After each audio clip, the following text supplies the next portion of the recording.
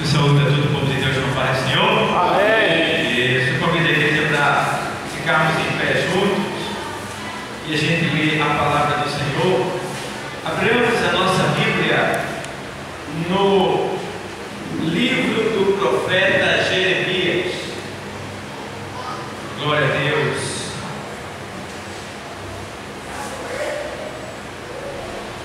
No mundo murmura-se tanto, capítulo 1, entre os cristãos dizem: Glória a Deus. em vez de louvores a canto, fraqueza em lugar de poder, murmuram assim no deserto. Glória a Deus. Em mar Israel murmurou, oh não, vê que Deus está perto, jamais seu auxílio negou. Amém? Amém. Capítulo 1 do profeta Jeremias, versículo 17.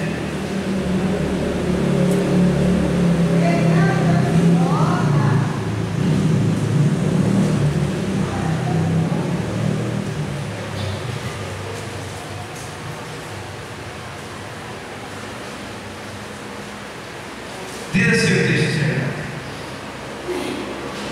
tu, pois, cinge os teus lombos e levanta-te e dize-lhes tudo quanto eu te mandar. Não desanimes diante deles, porque eu farei com que não temas na sua presença.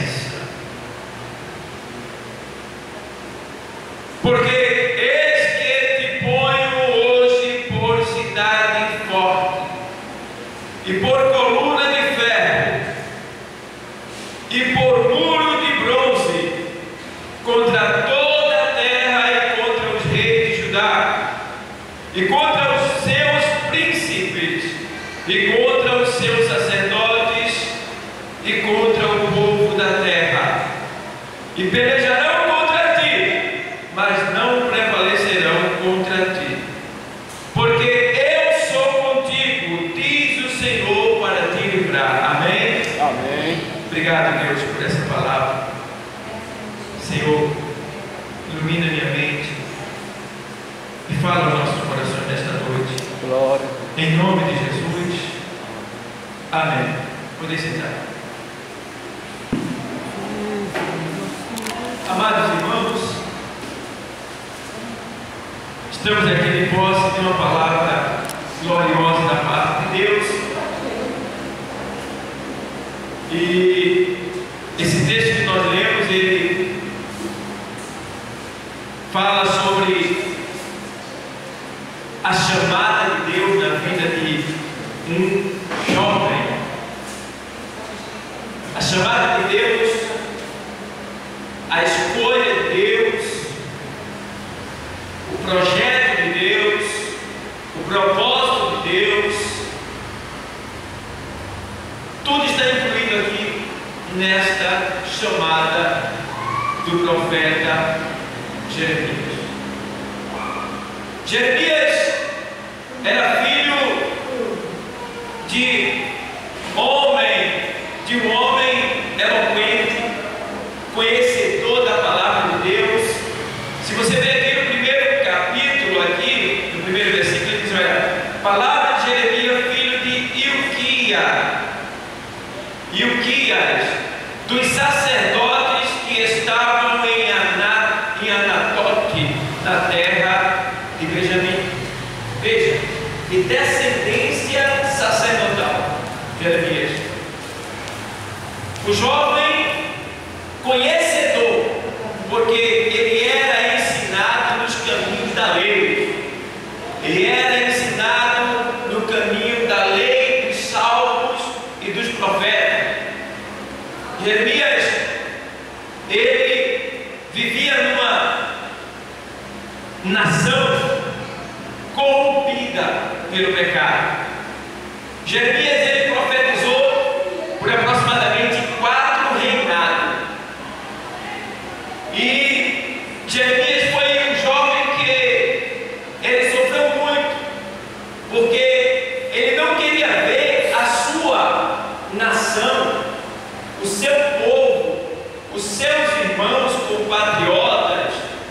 serem destruídos, serem levados para a escravidão. Ele sentia a dor que futuramente estava por vir sobre aquele povo.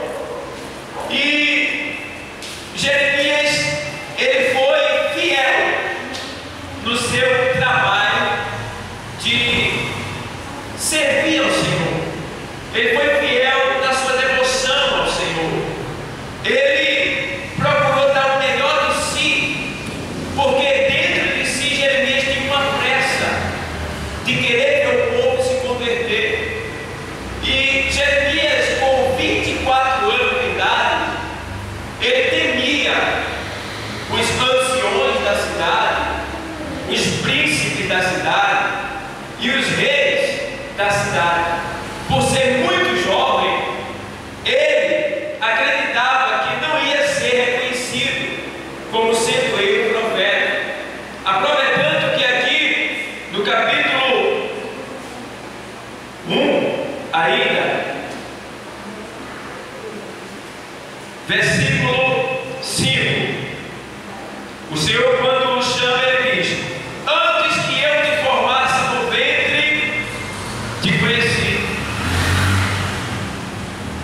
e antes que saísses da madre, te santifiquei, e às nações te dei por profeta. Veja bem, antes que ele fosse formado no ventre da mãe, olha para ele, ou seja, antes que Jeremias passasse a existir fisicamente, lá no coração de Deus, Jeremias já existia. Deus já tinha um propósito com Jeremias para aquela nação, para aquele povo, para aquele tempo. Isso é bom, porque a gente começa a entender porque é que a gente está aqui hoje. Nós estamos aqui hoje porque antes que a gente viesse a nascer, Deus já tinha um projeto na nossa vida. Deus já tinha lá agendado no seu caderno eterno que nós seríamos o quê? Sacerdotes dele. Nós seríamos seus profetas aqui na terra. Nós seríamos aqueles que levaríamos a palavra de salvação a uma nação corrompida como é esta de hoje que nós estamos vivendo. Então, isso nos fortalece. Ver o trabalhar de Deus na vida de Jeremias e ver que a nossa vida também é semelhante à dele. E o Senhor tem mais a dizer assim, ó: então disse eu, aqui Jeremias falando, então disse eu, Senhor Jeová, eis que não sei falar, porque sou uma criança.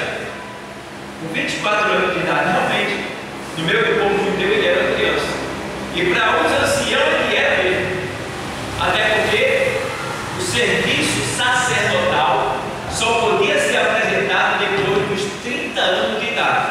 Você vê que Jesus só assumiu o seu serviço sacerdotal, de nazireu, com 30 anos de idade. Então, ele ainda era jovem. Mas só que Deus, quando ele vê que aqueles que ele chamou não está obedecendo, não está fazendo aquilo que ele está mandando fazer, então Deus aí, ele não vai obedecer regras de homem. Ele vai fazer valer a sua soberania, o seu poder. Ele vai fazer prevalecer o seu querer, a sua vontade soberana. E aí foi Deus, olhou para a nação e estava todo mundo corrompido, todo mundo em pecado. Aí Deus vai e levanta o quê?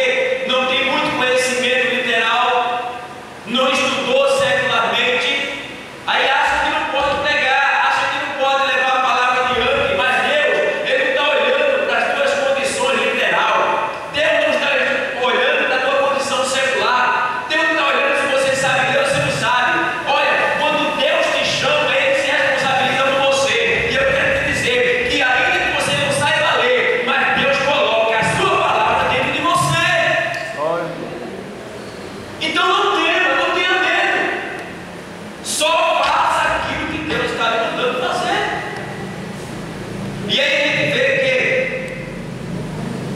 mas o Senhor me disse, todo versículo 6, certo? Mas o Senhor me disse: não digas, eu sou uma criança, porque aonde quer que eu te enviar, irás, e tudo quanto te mandar, dirás. Ó, aí não tem medo, não temas diante deles, porque eu sou contigo para ti o quê? Livrar, diz o Senhor.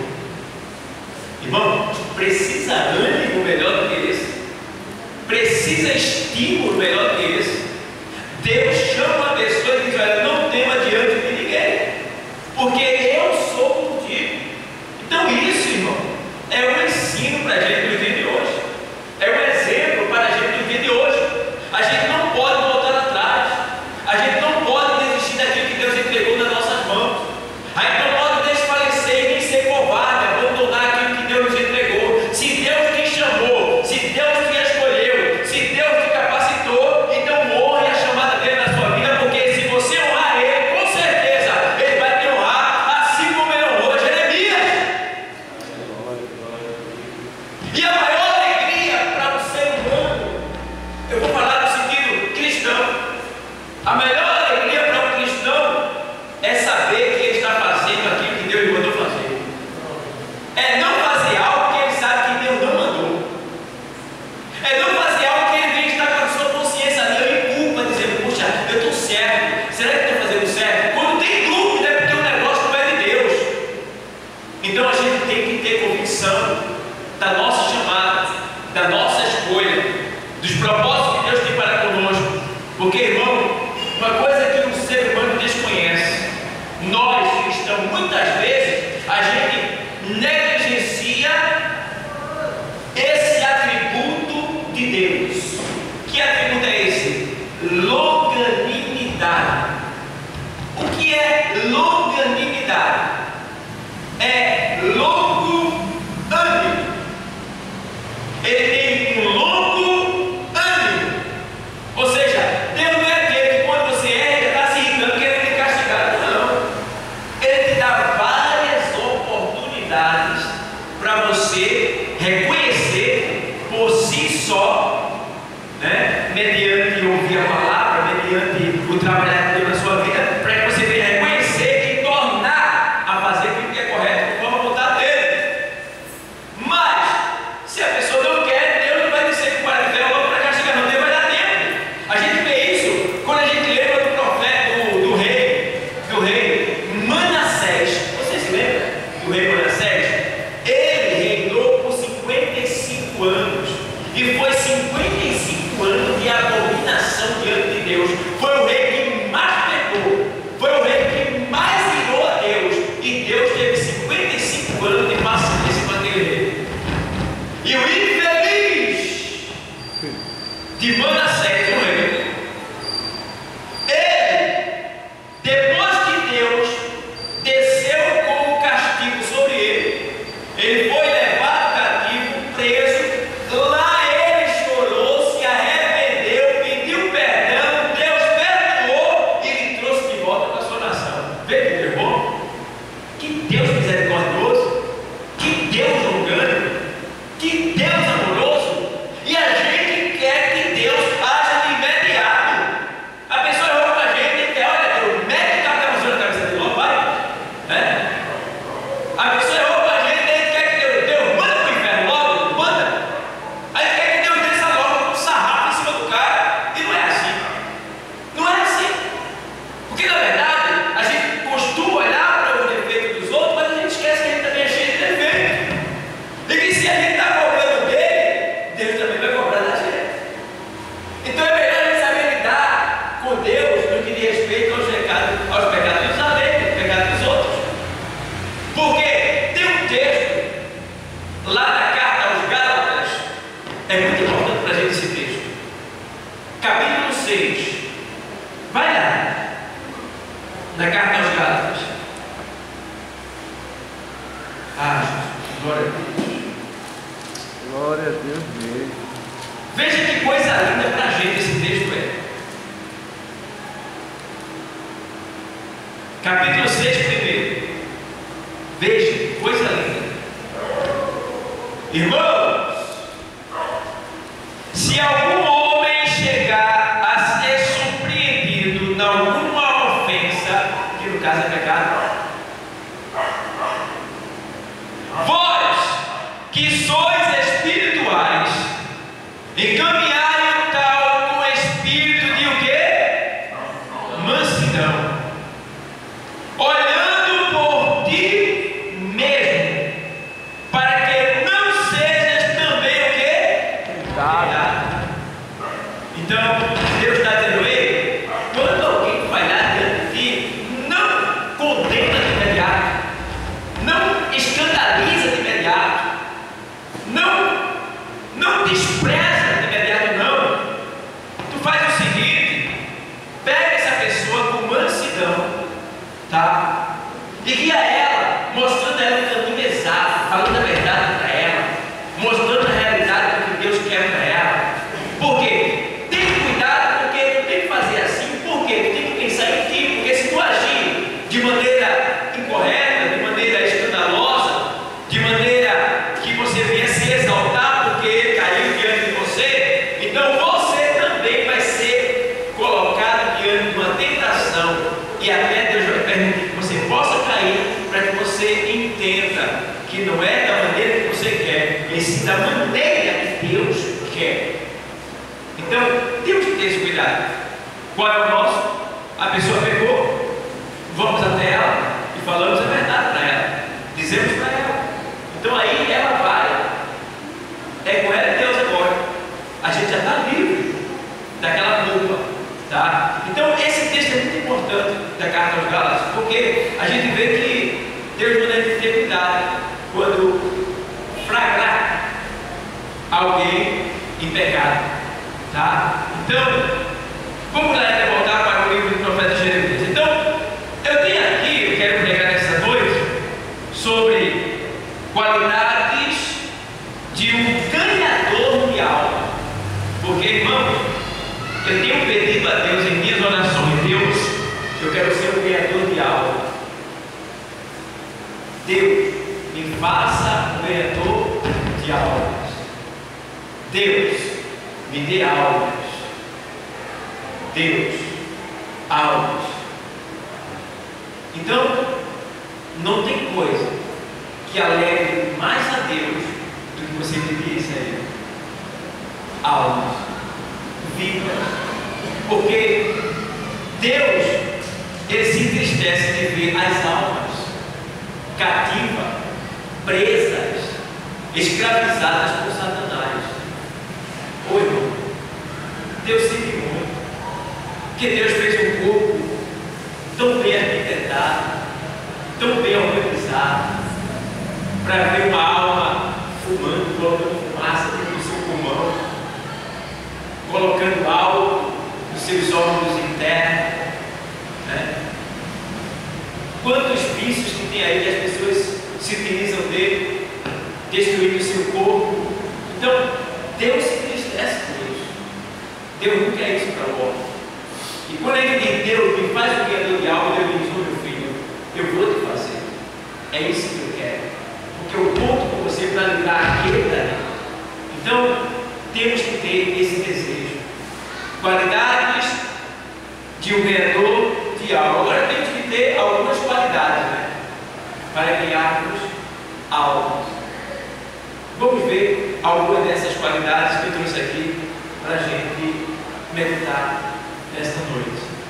Então, já vimos que o profeta Jeremias foi qualificado para ganhar almas, para ganhar vidas para o reino de Deus. Então aqui a gente vê no versículo 17 do capítulo 1, o Senhor diz para ele: tu, pois, cinge os teus lombos e levanta-te. Primeira coisa que ele tem que fazer: se cingir. O que é se cingir? É se vestir, é se caracterizar, é se postar com decência. Ó, tu, pois, cinge o teu lombo. Ele tem mais aqui ainda: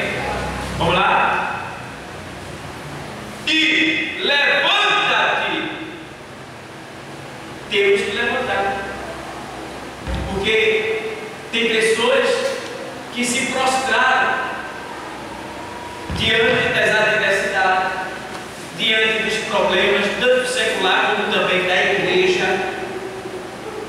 Pessoas que pegam um problema, em vez de lutar contra aquele problema, ela desiste, ela abandona aquele problema. Se já pensou, não, eu desisto. Está ali na igreja, está ali na presença de Deus, mas olha, já desistiu, já parou, já colocou a decisão dentro de si, dizendo assim: quero mais nada não, para mim chega, para mim basta. Para Deus, esse é um perdedor, porque a Bíblia diz que Deus não se agrada daqueles que tornam atrás. A minha alma não tem prazer naquele que recua. Então, nós não devemos recuar, porque nós sabemos que o Senhor disse para a gente que no mundo tereis aflição, mas tem de bom ânimo. Ele não nos enganou. Quando Ele nos chamou, Ele disse o que ia acontecer. Então, nada que acontece na nossa vida, Deus já nos avisou. Ou seja, tudo que acontece na nossa vida, de antemão, Deus já nos avisou. Tá? Então, precisamos é o quê? Honrar a chamada de Deus e saber que a qualquer momento Deus vai agir naquela causa, naquele problema, e vai trazer a solução que a gente tanto espera. Agora, Ele é no tempo dele e não no nosso. Lá na Epístola de Pedro, capítulo 5, versículo 6, o texto diz: humilhai-vos, pois, debaixo da potente mão de Deus, para que ao seu tempo Ele vos exalte. Então, tem um tempo determinado para Deus exaltar cada servo dele. Eu não sei qual é o seu tempo, mas eu te digo uma coisa nessa noite, em nome de Jesus Cristo: não desista, não volte atrás, porque está chegando o dia de tu ser exaltado, está chegando o dia de você triunfar, está chegando o dia de você cantar o hino da vitória aqui na terra também. Não é só no céu que Ele vai cantar, não, é aqui na terra. Deus tem bênção para seus filhos aqui na terra, Deus tem vitória para cada um de nós, Deus tem prosperidade, Deus tem emprego, tem saúde, Deus tem carro, tem casa, tem apartamento, tem casa na praia, tem chácara. Deus tem bênçãos materiais aqui na terra para quem serve aqui também. Agora nós temos que perseverar, nós temos que ser fiel, nós temos que ir avante sem olhar para a direita nem para a esquerda. É fazer aquilo que Ele disse para Josué: olha, Josué, medita nessa lei de dia e de noite, não te desvie dela nem para a direita e nem para a esquerda, porque eu sempre contigo, eu sou contigo. Está entendendo? Então você está tendo ao quê? Tem medo do quê? Uma vez minha filhinha de 4 anos estava dizendo: pai, então nós estamos fazendo medo do escuro lá. Eu digo: você tem medo do escuro? Por quê? Vem cá, eu vou mostrar para você que no escuro não tem nada. Vamos lá. Aí ela: entra aqui comigo, veja aí, está vendo uma coisa aqui? Não. Muito bem, então não tenha mais medo do escuro, tá? Não tenha, Ele não faz medo a ninguém. Aí você vai a realidade. Então, se Deus é contigo, você vai ter medo do quê? Se Deus Ele é luz, não existe escuridão, não existe nada que possa te amedrontar nessa terra, não. Quando Ele diz: não temas que eu sou contigo, Ele é fiel. Quando Ele chama Jeremias, Ele diz: olha, o que é que tu estás vendo depois da conversação? Aí Ele diz: olha, eu vejo. Jeremias tem uma visão que se eu vejo uma vara de amendoeira. Vara de amendoeira é a primeira vara a florescer na primavera, o que quer dizer que o cumprimento da palavra que Deus estava dando para Jeremias iria se cumprir rapidamente, para que Jeremias não viesse desistir. E a visão não foi de Deus, foi de Jeremias. O que é que tu fez? E ele disse: uma vara de amendoeira. Então saiba de uma coisa, que Deus já me deu a visão do que vai acontecer. Eita! E essa visão está aí com você. Você sabe o que vai acontecer. Se você crê em Deus, faz a vontade dele, conhece Ele, você sabe o que vai acontecer. Você sabe. Sabe porque Deus é fiel, Deus é perfeito, Deus é justo, Deus não anda errado, Deus não aceita erro, Deus Ele é perfeito em tudo que Ele Então, diria ele, não faria acontecer se as suas mãos estendidas estão. Quem, pois, pode fazê-la tornar atrás? Então, vamos lá. Qualidade de um criador de alma. Marcos 16 e 15. O criador de alma precisa ter convicção de seu chamado. Quem tem convicção da sua chamada aqui nesta noite? Diga glória a Deus. Glória a Deus. Eu tenho.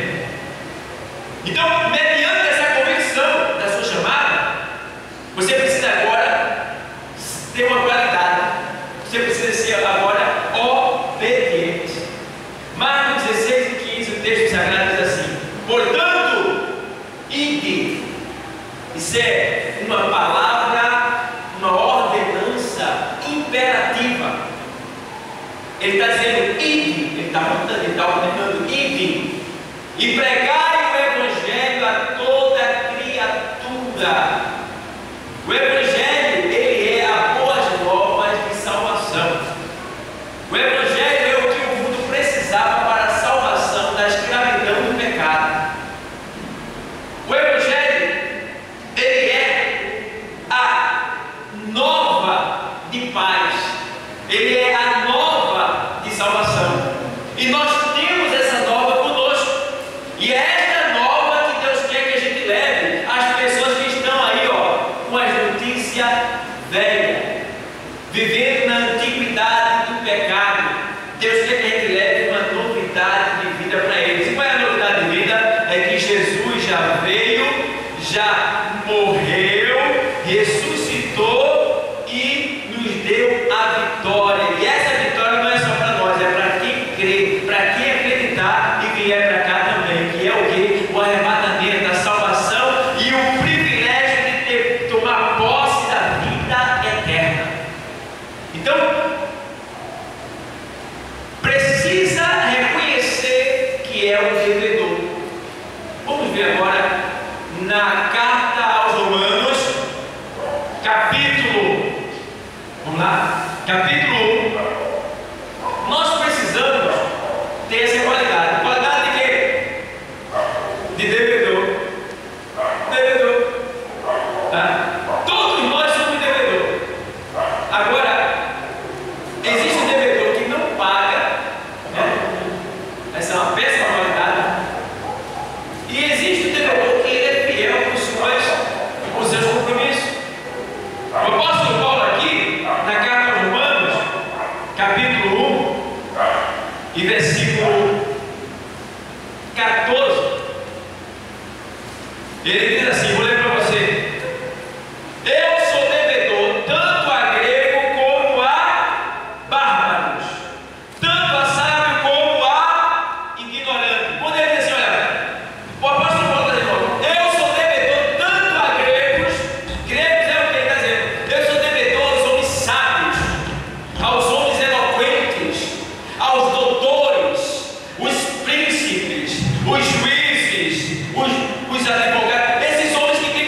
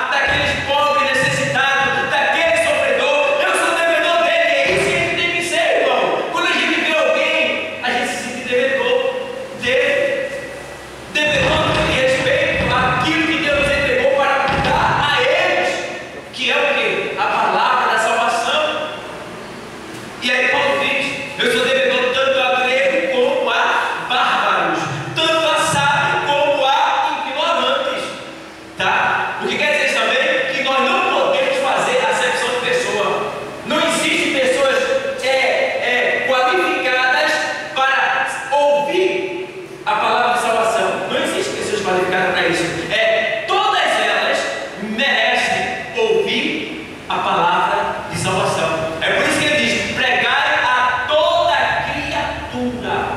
E a Bíblia também diz que Deus, ele não faz acepção de pessoa, certo? Então não tem feio nem bonito, rico e pobre. Não vou pregar só por rico, pregar porque ele é bonitinho, não sabe falar, aquele não sabe de nada. Não! Pregar para eles, pregar para qualquer um, seja ele macumbeiro, seja ele testemunha de Jeová, seja ele espírita de qualquer ramificação, seja ele islâmico, muçulmano, seja ele de qualquer tipo de religião, Hare Krishna, Rosa Cruz, qualquer tipo, não importa. Nós devemos levar a palavra de Deus a essas pessoas, porque elas, segundo a graça, são merecedoras de ouvir a palavra de Deus. Amém, igreja? Amém. Então, somos devedores. E aí a gente vê que se a gente não fizer assim, veja o que tem lá na primeira carta aos Coríntios 9,16.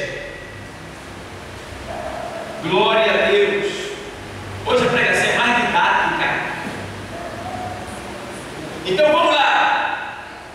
9,16 aos Coríntios diz assim: porque se anuncio o Evangelho, não tenho de que me gloriar, pois me é imposta essa obrigação. E o que? Ai de mim, se não anunciar o Evangelho. Quem está falando isso? O apóstolo Paulo. Ele está dizendo: olha, se eu anuncio o Evangelho, não tenho de que me gloriar. Tem gente que, porque prega, se acha o máximo, porque arrasta a multidão, está famoso, aí se acha o máximo, incha o peito, quer se orgulhar, já não atende mais o ministério, já não quer mais submeter às ordenanças da igreja, do governo da igreja, acha que já pode porque está ganhando muito. E aí Paulo está dizendo aqui: olha, eu não tenho do que me gloriar. Não tem? E ele diz assim: porque se eu anuncio o Evangelho, não tenho do que me gloriar, pois me é imposta essa obrigação. E ai de mim se não anunciar o Evangelho. Ai, esse ai aí, irmão, quando ele diz ai, eu tenho pena daqueles cristãos que estão dentro da igreja que não evangeliza. Eu tenho pena. Porque tem gente que misericórdia, parece que chegou na igreja e estacionou, não se move, não sente amor pelas almas carentes, de fazer uma visita a quem está enfermo, a quem está doente, de visitar um vizinho seu, parente seu, de levar a campanha lá, de indicar alguém que precisa de uma visita. Irmão, só sabe o preço de uma visita quem recebe. Precisamos de visitar, precisamos de buscar as almas que estão cativas das mãos de Satanás. Quantas pessoas estão agora escravizadas dentro de uma televisão, assistindo novela, assistindo coisas que não alimentam a alma, que só mancham cada vez mais a sua alma. E nós, com uma visita, podemos tirar essas pessoas de lá e trazer para cá para servir a Deus e se candidatar para ir para o céu junto com nós, para ser um eleito como nós somos. Então, ai de mim, ele diz. Agora vamos ver mais adiante o texto. E por isso, se o faço de boa mente, terei o quê? Galardão. Terei prêmio, ele está dizendo aqui, E por isso, se o faço de boa mente, terei prêmio. Mas se de má vontade apenas uma dispensação me é o quê? Confiado. Eu vou só porque o pastor Dalton pega no pé. E se eu não estiver lá, vai pegar e poder falar. É melhor eu ir. Ih, está perdendo tempo. Você não pode vir só porque a igreja está cobrando. Antes que o pastor chame, antes que o pastor mande, você tem que sentir esse desejo. Não faça nada simplesmente por fazer, porque você não está ganhando nada com isso. Você só vai perder. Você tem que fazer de dentro para fora, tem que sentir o desejo, tá? Aí se você não tem, mas eu não tenho, irmão, não tenho, pastor. Aí você ora pedindo: Deus, isto é para fazer, mas eu não sinto vontade, e meu desejo, aí Deus vai te dar. Deus vai te dar, porque é isso que Ele quer, que a gente faça o seu querer e a sua vontade. Então Ele diz: se eu fizer de boa mente, eu terei o quê? Prêmio. Então o que acontece com quem evangeliza, com quem tem amor e com quem ganha almas? O que acontece? A pessoa é premiada. Olha, coisa linda. Premiada. Aí tem gente que ganha tanta coisa, mas você sabe que prêmio é algo que vem para te alegrar. É algo que vem que você não tinha, você recebeu, você fica alegre, feliz. Tá? Então, geralmente, o que tem respeito de Deus para nós, quando fala de prêmio, Ele sempre vai nos dar aquilo que a gente realmente está precisando. Então, se fazer de boa mente, eu terei prêmio. Eita! É por isso que quem evangeliza é abençoado em todas as áreas da vida. Deus vai dando, vai dando, vai dando, vai dando. Por quê? Porque tem amor pelas almas.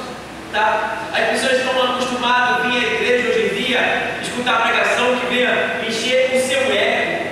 Eu fico olhando os louvores hoje em dia. Tu vai receber a tua bênção, a vitória é tua. Aí não vê mais aquele louvor como tinha antigamente, como aquele que diz: silêncio fazia lá no jardim, quando Jesus clamou assim: ó meu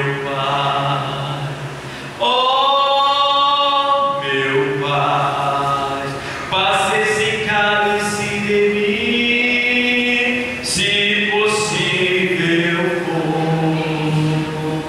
faça-se a tua vontade. Dali Jesus foi conduzido, falando sobre o quê? O sacrifício de Cristo. Isso aí já não tem mais graça, porque o pessoal não está querendo ouvir muito isso aí, o sacrifício de Cristo, sofrimento. Não, o pessoal quer ouvir algo que encha o seu ego, que sacia os seus desejos interiores. Está entendendo?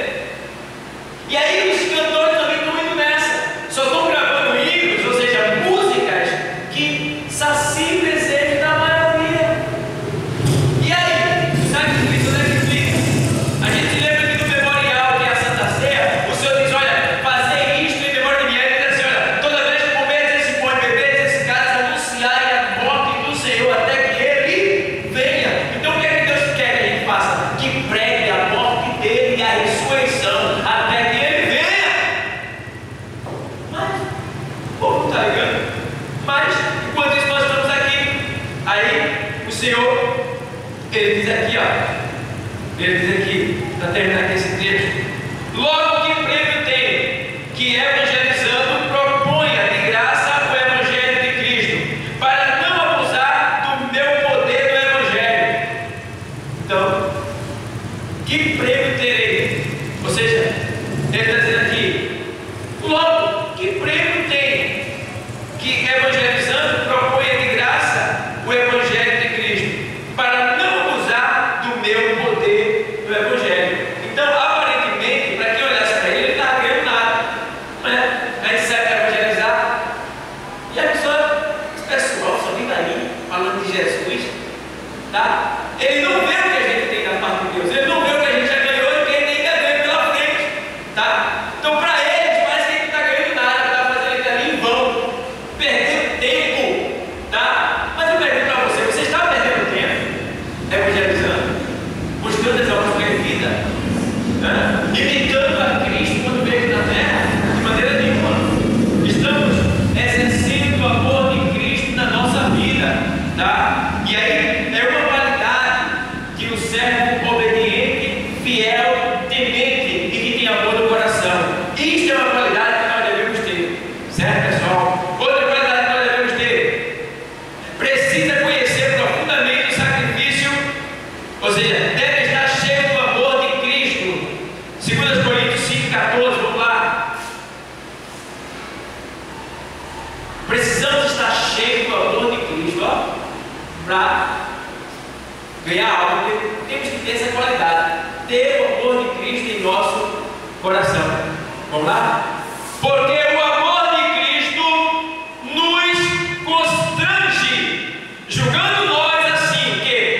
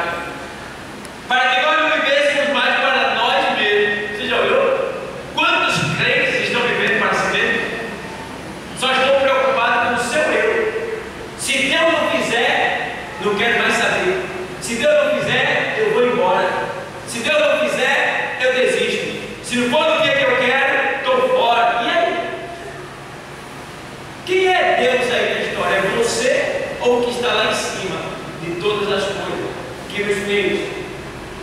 Somos servos dele ou ele é nosso servo? E aí?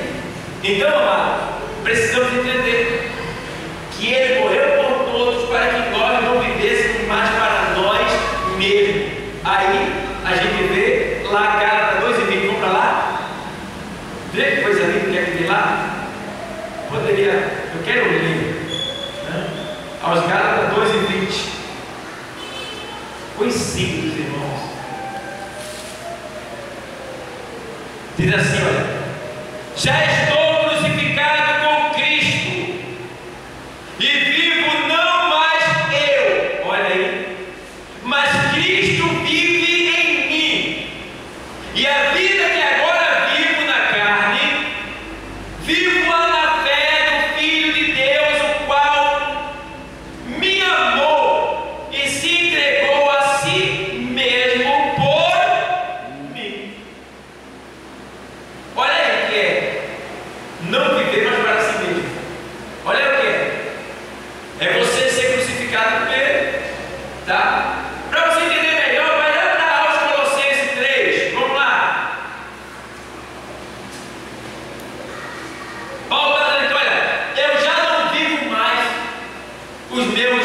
o meu querer, a minha vontade. Tudo que eu faço é guiado por ele, é conforme a vontade dele. Tudo que eu faço é pensando nele, é esperando nele. Tudo que eu faço depende dele. Olha, ele estava dizendo: eu sou totalmente dependente dele. Paulo estava dizendo: olha, eu não vivo mais a minha vontade. Está entendendo o que Paulo está querendo dizer para a gente? É que muitas vezes a gente vive conforme a nossa própria vontade, fazendo o que a gente quer, o que bem quer, quando quer, na hora que quer, mesmo estando na igreja.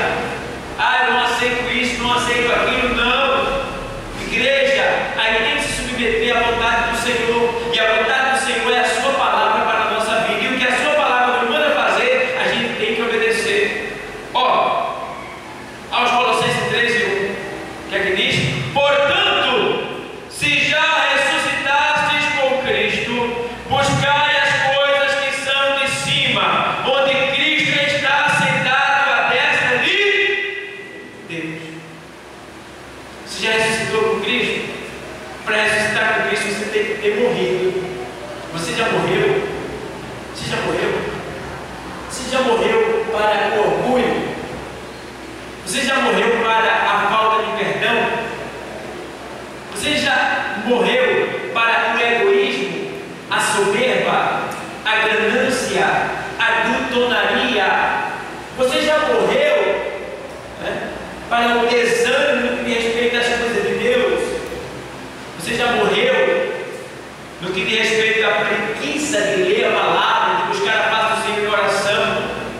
Você já morreu?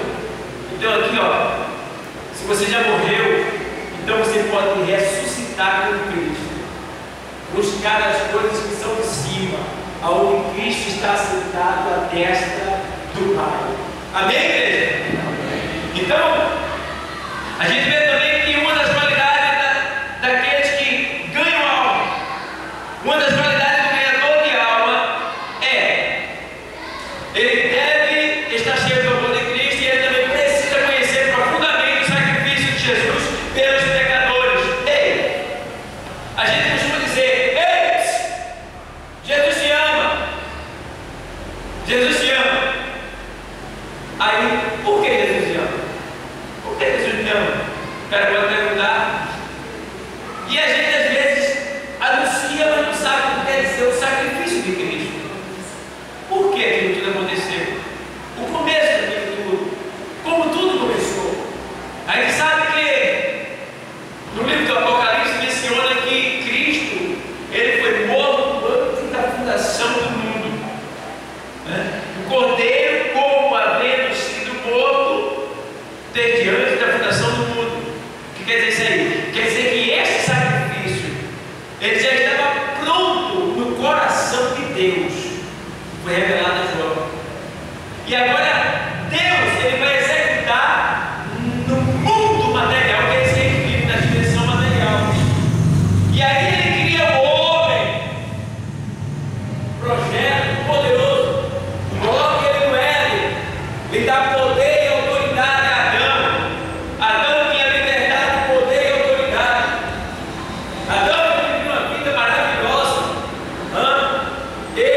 não sofria porque ele tinha o fruto da árvore da vida para comer, que lhe dava longevidade, que lhe dava vida, vigor, ele não morria, ele quase que voava.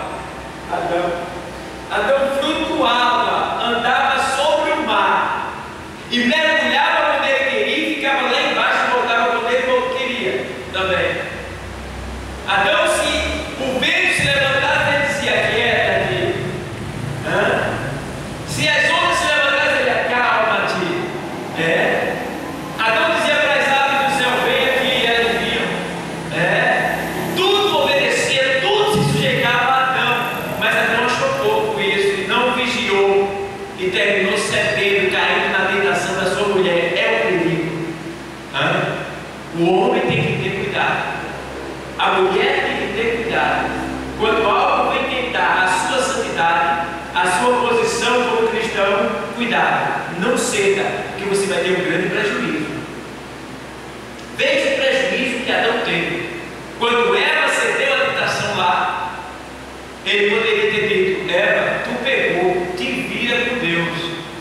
Mas ele não repreendeu ela, ele aderiu à tentação junto com ela e cedeu, desobedecendo também, caindo os dois e trazendo sobre si a maldição. Mas a gente vê lá no livro do Gênesis, capítulo 3, vamos para lá.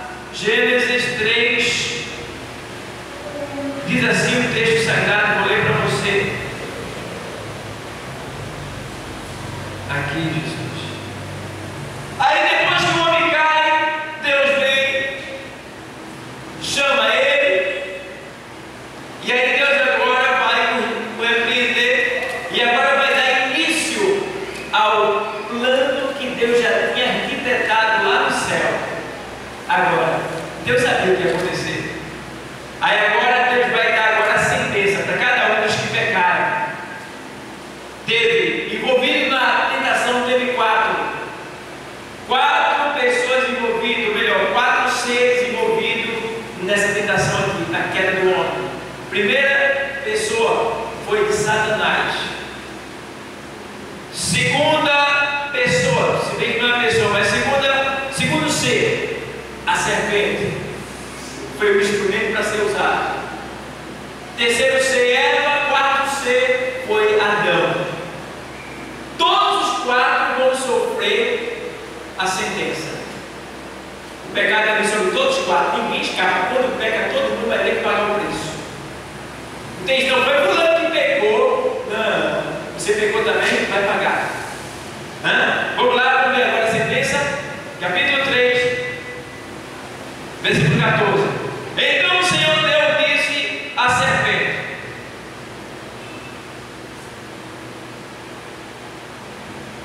porquanto fizeste isso, maldita serás, mais que toda besta e mais que todos os animais do campo. Sobre o teu ventre andarás, e pó comerás todos os dias da tua vida. Essa é a sentença da cobra, a serpente, a cobra, fisicamente falando. Agora vai vir a sentença. Vamos lá, descer agora. E porém inimizade entre ti e a mulher, e entre a tua semente e a sua semente. Esta te ferirá a cabeça, e tu lhe ferirás o calcanhar. Essa sentença agora não é para a cobra, é para a serpente. Aqui é a sentença de Satanás. Está entendendo? A gente lê isso aqui, eu estava lendo hoje que Deus me mostrou isso daqui, eu vou levar isso para a igreja.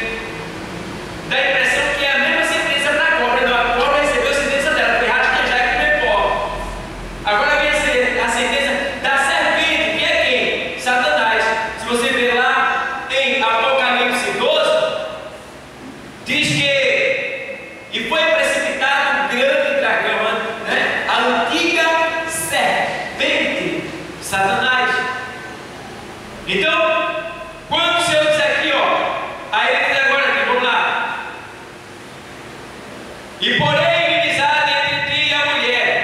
E entre a tua descendência e a sua o quê? Semente. Entre a tua semente e a sua semente. Este ferirá o calcanhar, este ferirá a cabeça, e tu lhe ferirás o calcanhar. Estava falando aqui que Satanás iria ferir a Cristo no calcanhar, porque Cristo não foi impedido de caminhar, não foi pregado na cruz, foi ferido, não pôde mais andar. Este lhe ferirá o calcanhar, mas ele está dizendo aqui que ele esmagará a tua cabeça, te ferirá a tua cabeça. Então, o golpe de Cristo, mesmo sendo ferido no calcanhar, foi onde? Na cabeça do diabo. Quando fala de cabeça, está falando de poder, ou seja, ei, tu vai ferir o calcanhar dele, tu vai tirar ele antes do tempo da terra, tu vai ferir ele, tu vai até matar ele fisicamente falando, mas também ele vai dar um na tua cabeça, que tu vai perder todo o poder que tu tem. Glória a Deus. E não deu outro, irmão. Foi lá na cruz que agora Satanás estava lutando para que Jesus pecasse, porque desde lá ele já vem tentando há muito tempo. Desde que Jesus se tornou homem, saiu da sua inocência de criança e se tornou-se jovem, homem, ali, desde aquele tempo que ele vem tentando matar Jesus. Você vê que com 2 anos ali, quase Jesus morre se os seus pais não fogem. Satanás tentou de todas as maneiras fazer Jesus pecar, mas ele não conseguia. E ele pensou que maltratando, pisando, fazendo esse rigor, ele iria ceder. Mas não, Jesus estava preparado para sofrer a minha e a tua dor. E aí já vai ele lá, olha, sendo pisoteado, cuspido, escarrado, esbofeteado, ali, chicoteado, seu sangue descendo, ele sofrendo escárnio, tudo por mim e por ti. Mas ele não reclamou, ele não voltou atrás. Meu Deus, eu fico olhando quantos crentes por nada tem ódio de outro, por nada tem raiva do outro, deixa de falar. Quantos cristãos, irmão, que deixa até de ir para a igreja por causa de raiva e ver, meu Deus do céu, enquanto Jesus levou bofetada, escarrada, chicoteado, perdeu todo o sangue do seu corpo, foi ali maltratado, escarnecido, envergonhado, e a gente por tão pouco, muitas vezes, nega o nome do Senhor estando na sua presença. Mas nesta noite Deus te trouxe aqui para te repreender e para te ensinar que o que Ele passou foi por você, que você não deve mais ter esse sentimento que Ele levou sobre si, que é o nosso pecado, sentimento de ódio, sentimento de ira, sentimento de falta de perdão, sentimento de vergonha, sentimento de angústia. Não, Ele levou sobre si todos os nossos pecados, levou sobre si, tá? Então aí ele diz aqui assim, vamos lá para a sentença. E a mulher diz, veja bem, 2 já foram sentenciados, a cobra e a serpente. Agora vem a mulher. E a mulher disse, multiplicarei grandemente a tua o quê? Conceição, que é o quê? Vento, o parto dela, a concepção dela. Ela tinha um sinal que era semelhante à dor. Mas a partir do momento ele disse, eu vou multiplicar isso em você, tá? Era só um sinal para você procurar se recolher para ter o seu filho, mas agora você vai gemer de dor. É como se Deus estivesse dizendo assim. Agora você vai gritar, você vai agonizar tanta dor. Multiplicarei grandemente a tua dor, a tua conceição. Olha aí, o que quer dizer, para você entender já, que antes do pecado Eva já tinha tido milhares de filhos, tá bom? Quando ele diz multiplicarei a tua conceição, ele está multiplicando algo que já tinha, está entendendo? Então ele já tinha tido vários filhos. A prova é tanto que depois do pecado, o primeiro filho a ser gerado foi Caim e Abel, e depois que Caim e Abel foi gerado, Caim matou Abel e fugiu para uma cidade onde ali se casou e formou famílias. Então já existia milhares de filhos de Adão e Eva e eram santos, mas depois que Adão e Eva caiu, o pecado dominou e aí todos caíram no pecado também. Você entendeu? Tá? E aí ele diz aqui, veja bem, a cobra, a serpente, a mulher e o homem. Tu serás, aí agora ela diz assim: multiplicarei a tua possessão, com dor terás filhos, e o teu desejo será para o teu marido, e ele te dominará. E Adão disse: porquanto deste ouvido a voz de tua mulher, e comeste da árvore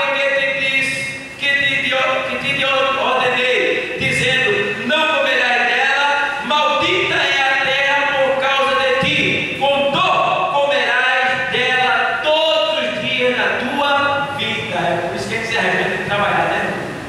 É toda a coluna, e vem dor de cabeça, estresse, cansaço, briga no trânsito, é tanta bronca que vem, está aí, cumprindo. Vem a sentença dos 4 aqui agora, está entendendo?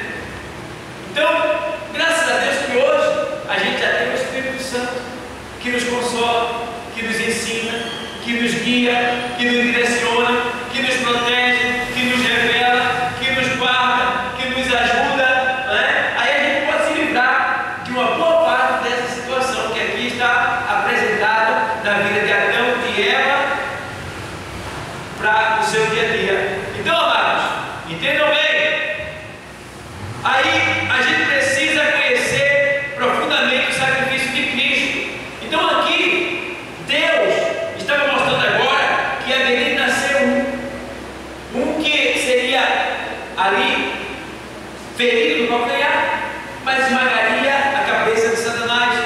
Este foi Cristo que morreu em nosso lugar. Então nós precisamos entender o sacrifício de Cristo, saber por que ele morreu, o que seria de nós se ele não tivesse morrido por nós, para onde nós iríamos, o que iria acontecer eternamente conosco. Está entendendo? Você precisa saber disso para poder passar para as outras pessoas. Eu estava essa semana que passou lavando a minha motocicleta no Lava Jato, e eu estava com a minha Bíblia lendo no cantinho, e quando eu vi 3 jovens conversando, e eles estavam falando sobre fulano e ciclano que havia sido morto, e eles começaram a falar de tal maneira que eu fiquei querendo entrar na conversa, mas por questão de ética eu me segurei, esperei uma oportunidade. Aí eu fiquei em oração: Deus, eu queria entrar nessa conversa deles, eu pedi a Deus para entrar na conversa deles, porque eu não podia entrar diretamente assim. E eu continuei lendo a minha Bíblia, mas escutando mais a conversa deles. Aí de repente eles falaram. Aí o chefão dele disse assim: rapaz, eu não tenho nem morrer não, para mim tanto faz, eu posso morrer porque eu quero, eu estou nem aí, eu não quero morrer com muita dor, eu quero ficar aí no hospital sentindo dor, mas para mim, a hora de morrer tá bom. Aí eu fiquei agora. Aí ele olhou para mim e fez: mas irmão, eu digo: opa, agora. Mas Jesus abriu a porta na hora, irmão. Quando ele abre a porta, eu digo: olha, me perdoe a colocação, mas você disse que para você tanto faz morrer a qualquer momento, tanto faz. Isso porque você não sabe o que é a morte. A morte? Você está pensando que a morte é aquilo que você sai do caixão e é enterrado? Aquilo ali não é morte. Aquilo ali é separação do corpo, é chamado de morte física. É chamado de morte física. Mas a morte mesmo, que tem reservado para todo aquele que morre sem Cristo, o Salvador, é o tormento eterno. Aí eu comecei a explicar para ele que se você morrer sem aceitar a Cristo, você vai para outra sala do inferno que fica no centro da terra, chamado de Hades. Ali a sua alma vai estar em chamas, com muita sede, agonizando de dia e de noite, tá? E depois, no juízo final, você vai ressuscitar e vai receber um corpo como esse de carne que a gente tem, só que uma carne imperecível, que queima, mas não se derrete. E você vai para um julgamento nos lugares celestiais, lá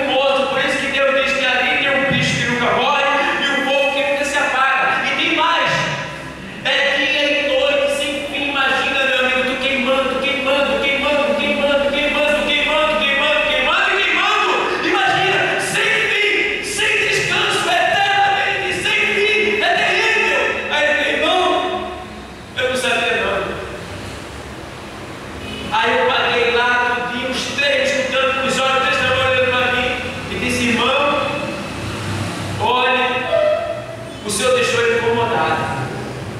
Eu estou perturbado, irmão. Digo, não aceite Jesus, que a sua vida vai mudar. Eu saí de lá e ficar daquele jeito. Aí eu disse, você quer saber mais? Acesse a minha página aí, pastor Paulo Pedro, e veja lá a alma do inferno. Lá eu estou explicando ele. O senhor é pastor, pela misericórdia, Jesus me fez pastor. Veja aí, ele foi lá, vou me inscrever agora mesmo na sua página, e acessou lá, já ficou vendo lá, e o homem ficou diferente. Por quê? A gente precisa conhecer o sacrifício de Cristo para poder anunciar. Porque as pessoas estão achando que morreu, acabou, morreu, começou. O quê? Alegria ou tormento? O que é que você quer para a sua vida?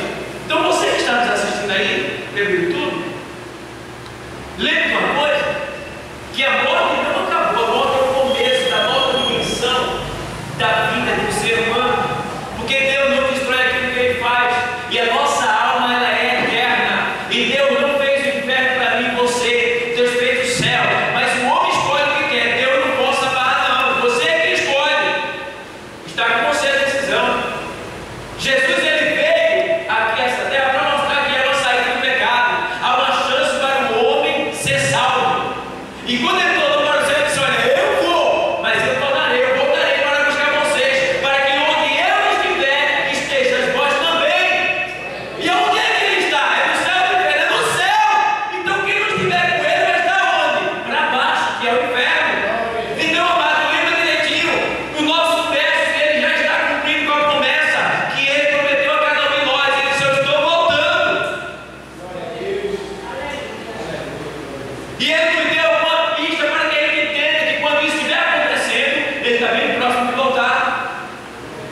E uma das pistas é a multiplicação da iniquidade, que é a falta de amor ao seu ser humano, é a falta de amor ao próximo, é a falta de respeito aos direitos alheios, a prostituição, a promiscuidade, a devassidão, a criminalidade. Ele diz que a multiplicação da iniquidade, então tudo isso é iniquidade, é a falta de respeito ao direito dos outros.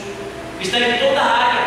A gente vê juízes vendendo sentença, a gente vê policiais se corrompendo, a gente vê médicos que eram para dar a vida, salvar a vida, matando. A gente vê pessoas que poderiam ajudar, estão destruindo.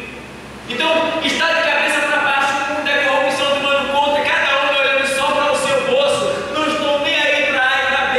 Teve agora a reunião para ver se os homens entravam no acordo para reduzir a emissão de gases no ar.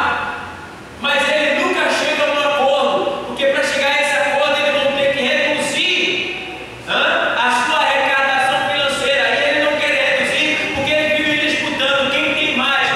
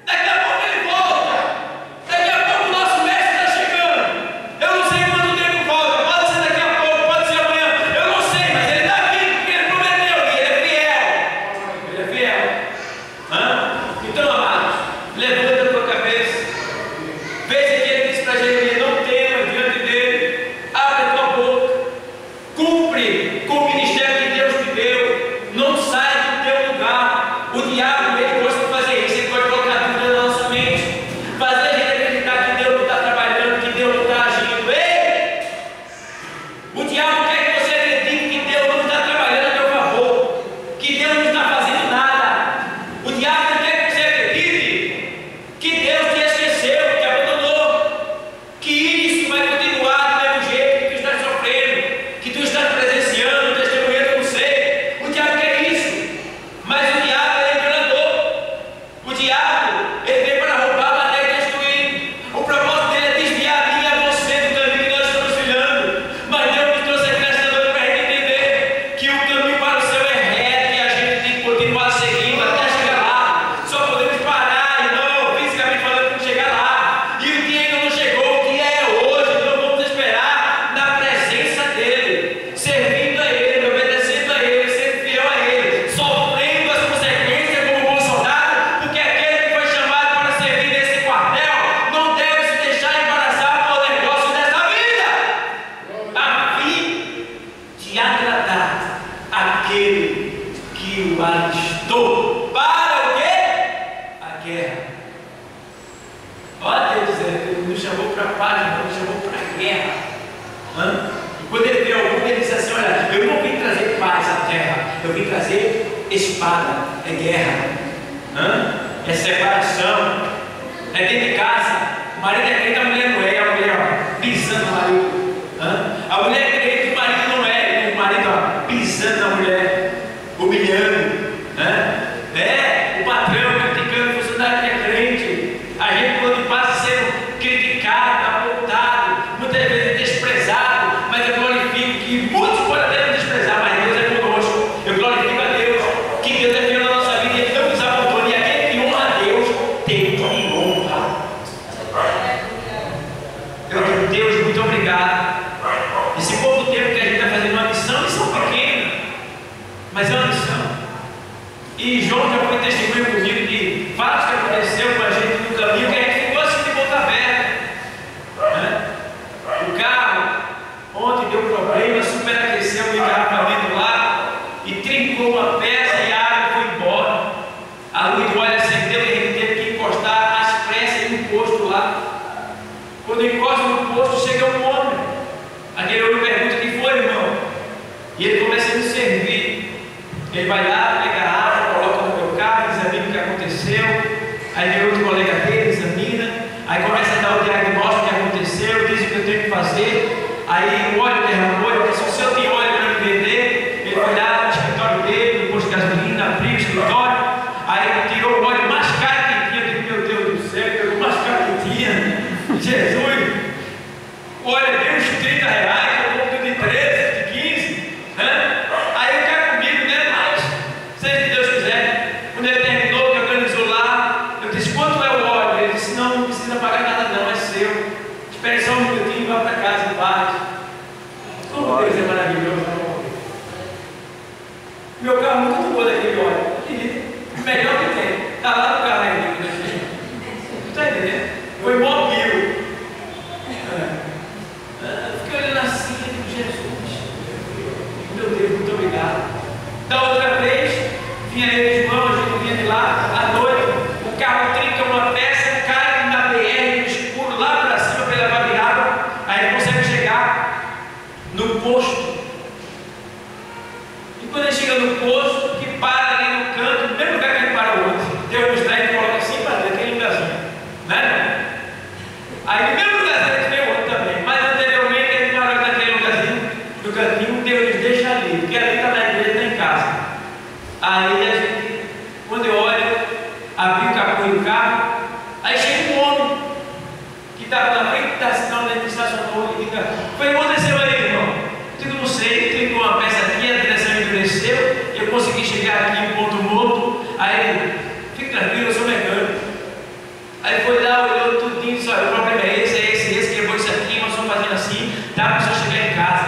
Quando a gente está conversando, chega um homem de bermuda longa, descalço, e diz: senhor, essa peça caiu do seu carro lá em cima da BR, vai ela aqui, tome. E não conversou muito não, virou as costas e foi embora. Aí a dona disse: pai, isso é um número. Pai, isso é um número. Minha filha, eu tenho cabelo. Eu chego a acreditar nisso também. João estava lá e não viu. E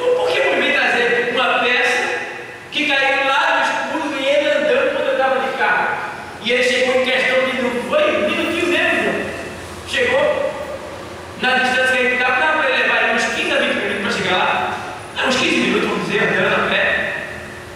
Foi lá no pontilhão da Guabirá, no terminal, e ele estava no posto aqui, perto da igreja. E ele chegou rápido, me entregou a peça, caiu na BR, ninguém sabe onde ela caiu, porque foi o carro em movimento. Tu está entendendo o mistério de Deus na nossa vida? Deus acampa anjo, Deus protege o seu. Você não está sozinho, Deus cuida de mim, Deus cuida de você, tá? E a gente chega onde Deus determinou que a gente é para chegar, e ninguém vai impedir nem nos atrapalhar. Ninguém. Deus é contigo, igreja. Levanta a cabeça. Ele já está voltando para tu buscar. Aguenta mais um pouco. Aguenta mais um pouco. E tu vai ver a vitória de Deus na tua vida. Amém? Que Deus, Ele continue abençoando a todos. Eu posso ir agora?